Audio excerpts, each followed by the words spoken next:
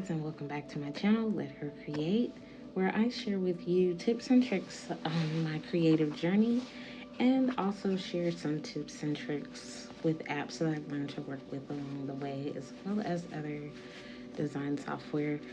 Lately, I have been transitioning into some other projects. I'm no longer fully working from home, so my video uploading has gotten a little hectic, and that's okay because I am making adjustments to create content on a more consistent basis. But I did have to let my life kind of settle down so I could find a schedule that would work best for me, and also to create content that is worth, I feel like, sharing.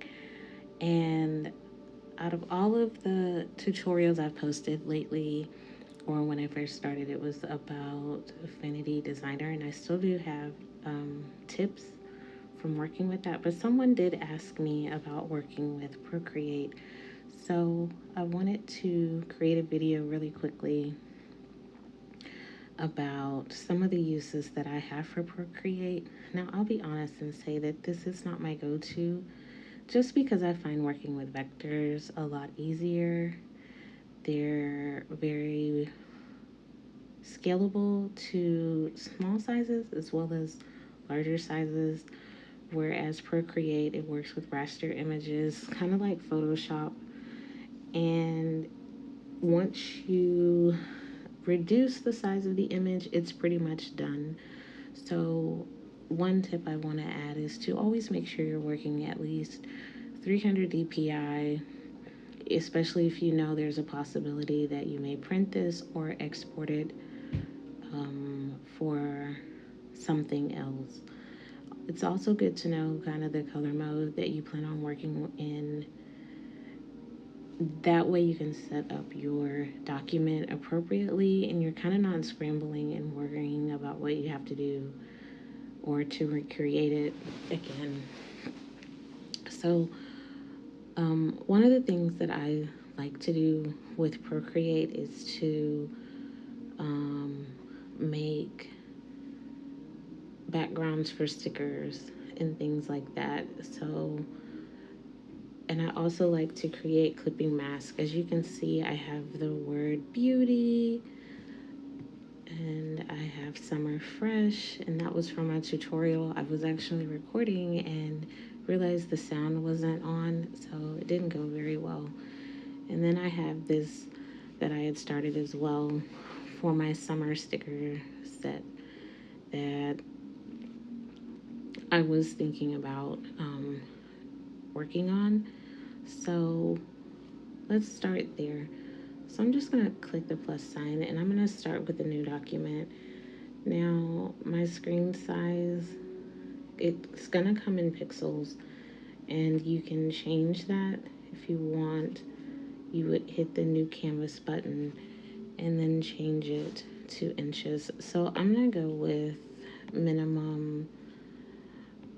Well, I like to do my sticker sheets in a 5x7, and it's got 300 dpi, and that will give me 81 layers already. So the color profile, I'm gonna leave an RGB because this will be for print or for the web only, and I could really decrease the pixels, but I'm not going to, just in case I want to do something with them later. And I'm just showing you the other colors or the other options in the canvas settings that you can adjust, but I'm not going to change anything else. I have my 5 inches wide by 7 inches tall, and I'm going to click create. So like I said, I like clipping the words into what I'm doing.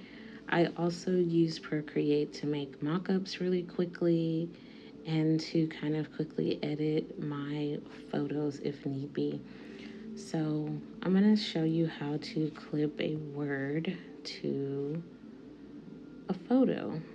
So I'm going to add my text first.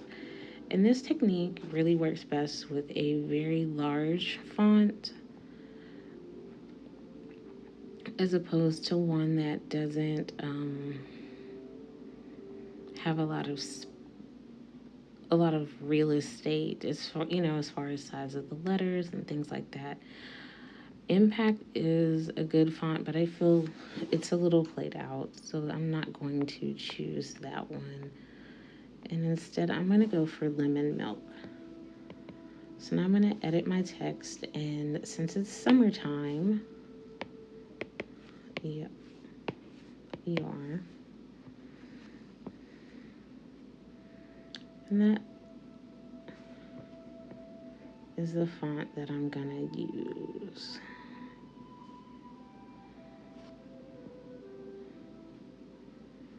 So I want to change the color, and not even that the color really matters.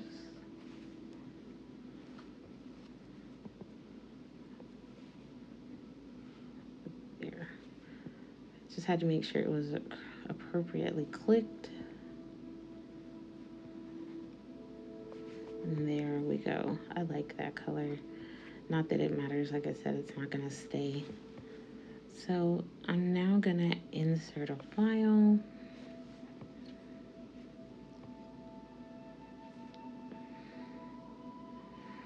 And since it's summertime, I'm going to go for my strawberries. For whatever reason, I really enjoy that picture of the strawberries. So it's imported properly. It is the top layer. And now what I'm going to do is just click clipping mask. And I'll be able to select the word summer and then adjust to where I like it. I'm going to turn the background off.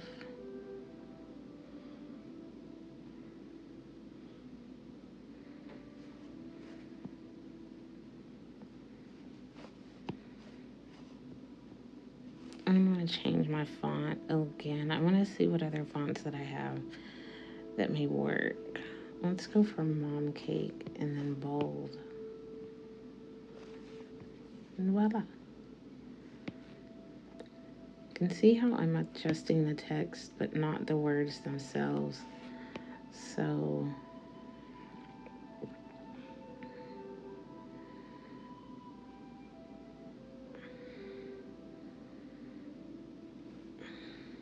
and there you have it. Now, if you want, you can merge it down, or you can leave it the way that it is. Typically, when I'm working, I'll merge it down. So I'm not worrying about adjusting the word or accidentally moving it and making a mistake.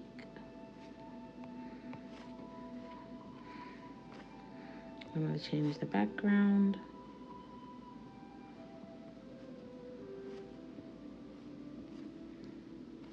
To something a little more palatable, because none of that is palatable. There's too much dissonance around there for me.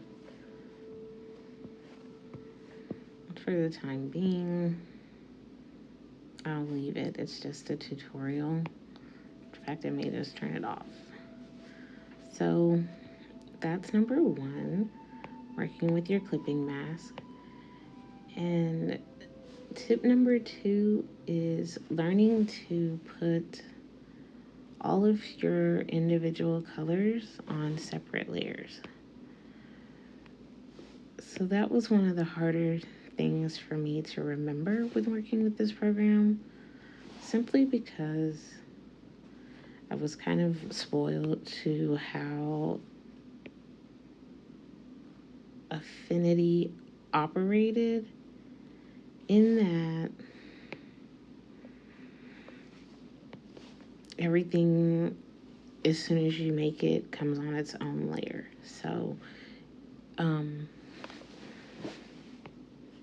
I would say the best thing for you to do is to kind of get into the habit of making sure you have everything on its own layer. That way you're not, you can go back and make adjustments as you want to. So you see here I have a background color, and then I have the blue color. And I love my project, but I want to change it, let's say. And what you do from there is you can alpha lock the layer like you just saw me do. And when you alpha lock a layer, it only changes colors for the part that's adjusted. So it's not coloring into the white space or into the clear space. It's only coloring into this space.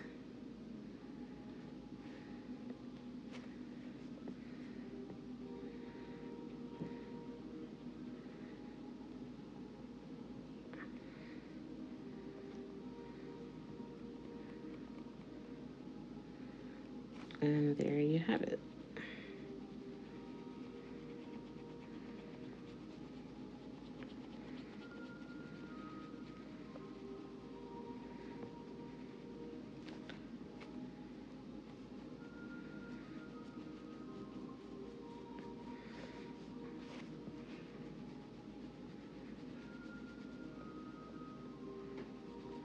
And you don't always have to color in your layer like this. I just wanted to take some time to color, and I'll probably speed this up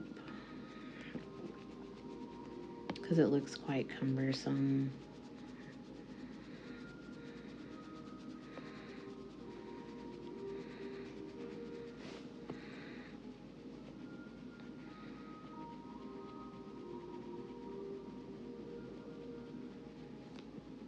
But there you have it. And let's say I wanted to add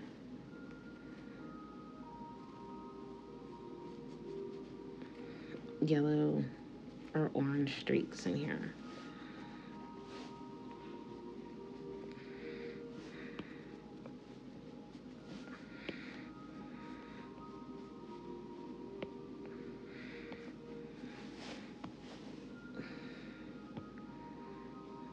And these are very archaic. It's nothing grand about it.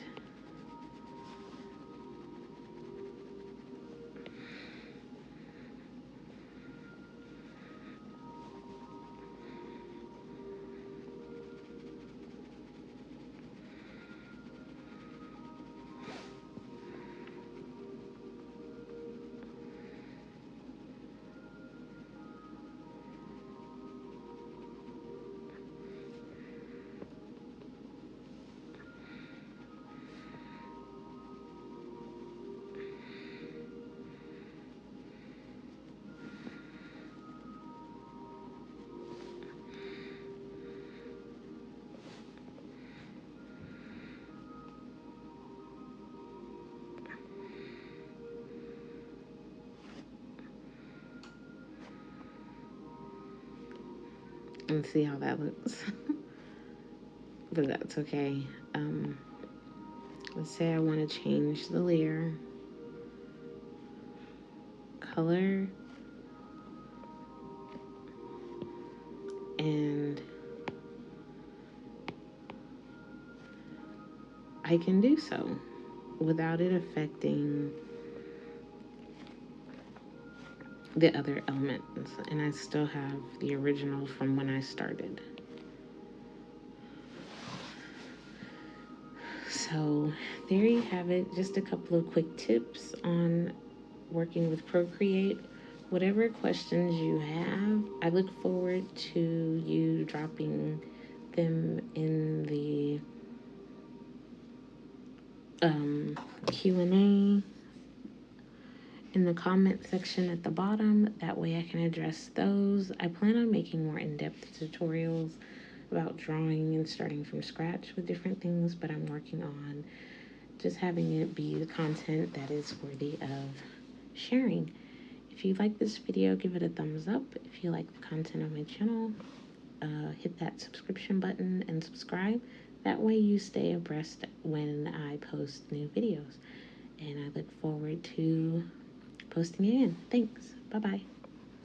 Worthy of